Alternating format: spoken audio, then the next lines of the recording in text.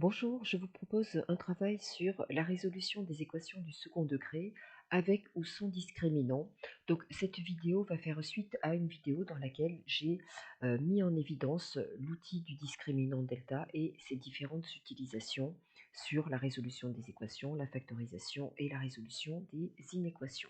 Donc là, je vais m'intéresser essentiellement à la résolution des équations.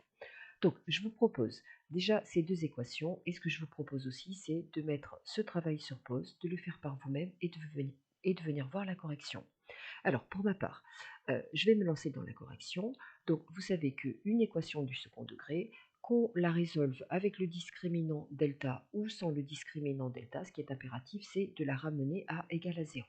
Donc, on va faire moins 1 de chaque côté, ce qui va nous donner 2x au carré moins 5x plus 3 égale 0. Et on va, avant d'aller chercher l'outil du discriminant delta, essayer de voir si on ne peut pas factoriser cette quantité pour plutôt se ramener à produit nul et faire quelque chose de plus rapide. Donc 2x au carré moins 5x plus 3, il n'y a pas de facteur commun, ce n'est pas une identité remarquable, c'est déjà développé, donc on ne peut pas développer pour factoriser ensuite. Donc là, effectivement, on va être amené à utiliser le discriminant delta. Je rappelle la formule, delta égale b carré moins 4ac, je vous invite à la rappeler à chaque fois. Reconnaissez bien les quantités a, b et c. A est égal à 2, b est égal à moins 5, et puis c est égal à 3. Le discriminant vaut donc b au carré, attention à l'écriture de moins 5 au carré qui s'écrit bien entre parenthèses, moins 4 multiplié par 2 multiplié par 3. Moins 5 au carré, cela donne 25. Moins 4 fois 2 fois 3, cela donne moins 24. Et donc, on a un delta qui est égal à 1. On est dans le cas où delta est strictement positif. Donc, on sait qu'il va y avoir deux racines. Et j'écris tout de suite racine de delta, c'est racine de 1. Et racine de 1, cela donne 1. Donc, il y a deux racines. Et je rappelle que ces racines sont les nombres qui rendent l'expression égale à 0, donc exactement ce qu'on attend, c'est-à-dire que lorsqu'on aura les racines, on aura les solutions.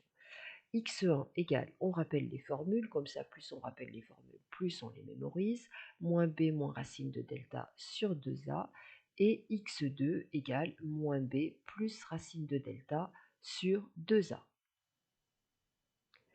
On obtient donc pour x1, donc moins b, moins 5, cela donne 5, moins racine de delta, on a préparé le terrain, ça fait moins 1, sur 2a, 2 fois 2 qui fait 4, 5 moins 1, cela donne 4, et 4 sur 4, cela fait 1.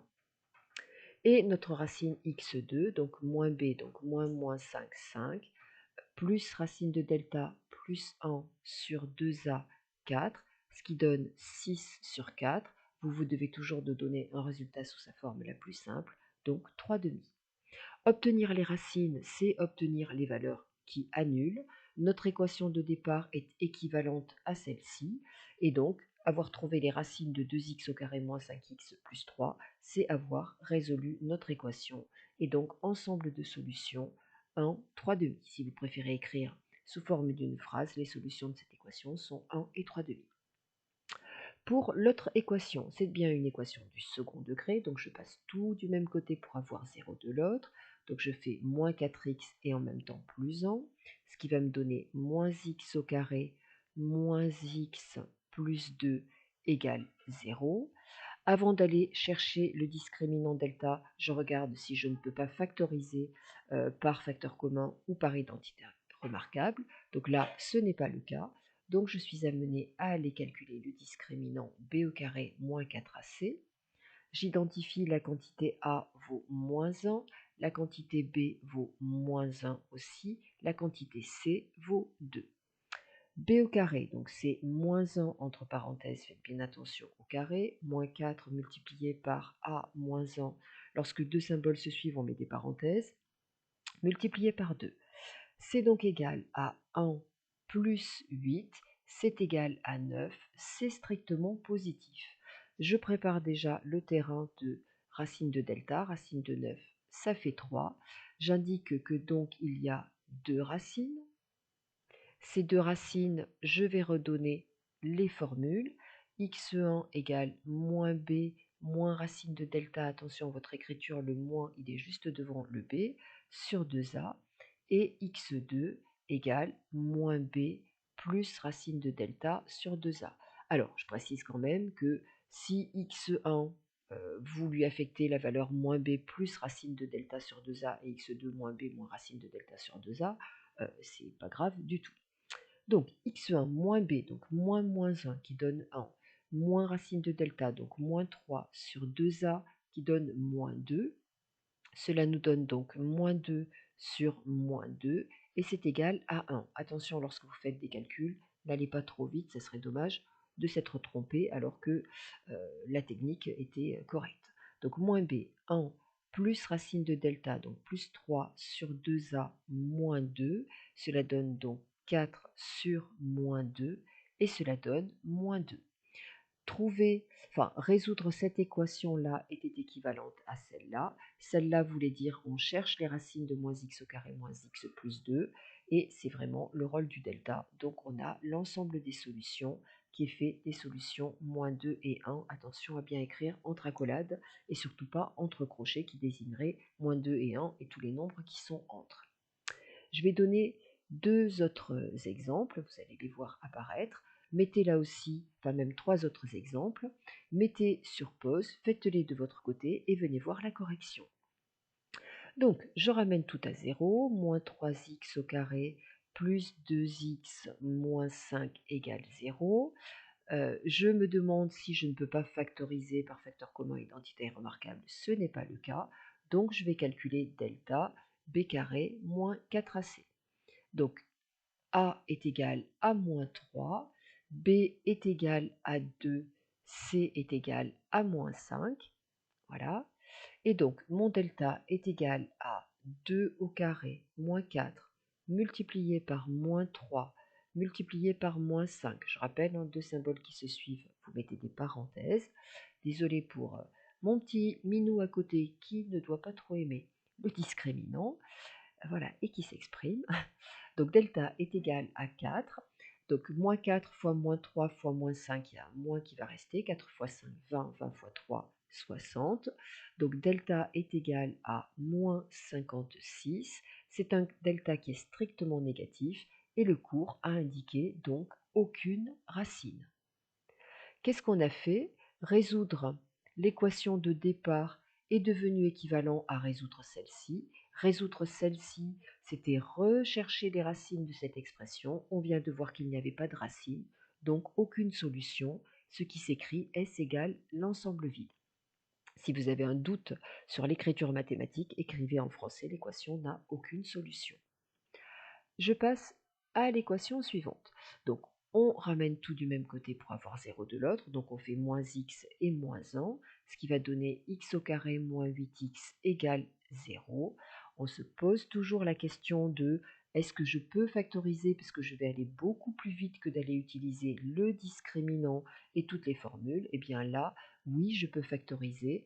Donc, quelqu'un qui va aller utiliser le discriminant va trouver les mêmes réponses, mais vraiment en utilisant la grosse artillerie qui ne sert à rien ici. Donc vraiment, ayez toujours le souci d'aller factoriser si vous pouvez. Donc là, soit x égale 0, soit x moins 8 égale 0, qui donne x égale 8, et donc les solutions sont 0 et 8, et si vous comparez, vous pouvez le faire de votre côté avec le calcul du discriminant delta, vous allez trouver les mêmes solutions, mais vous allez y passer beaucoup trop de temps.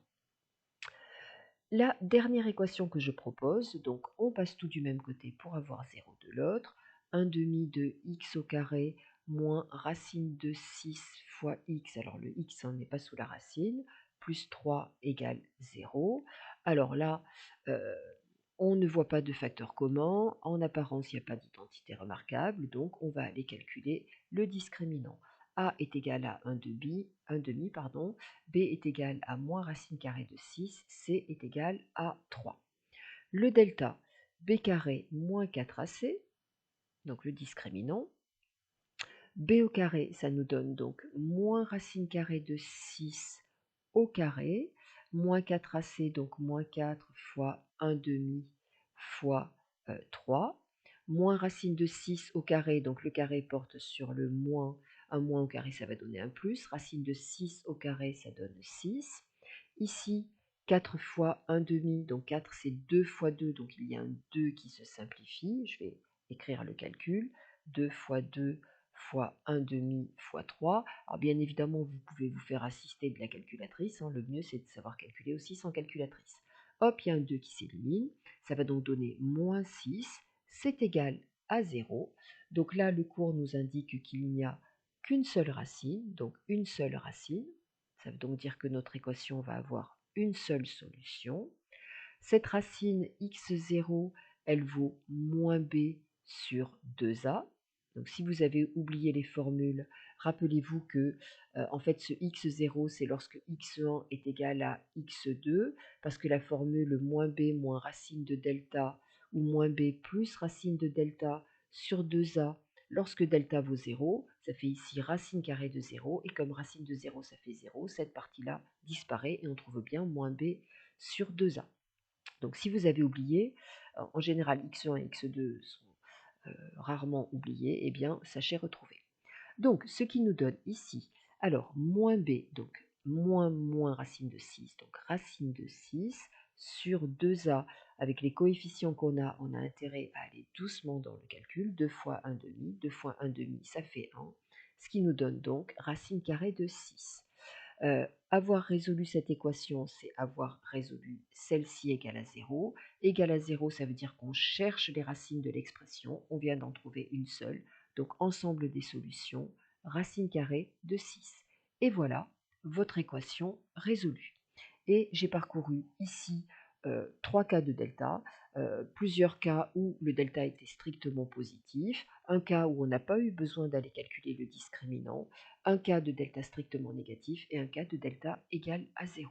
Voilà, vous avez donc des exemples pour savoir faire ce style de résolution.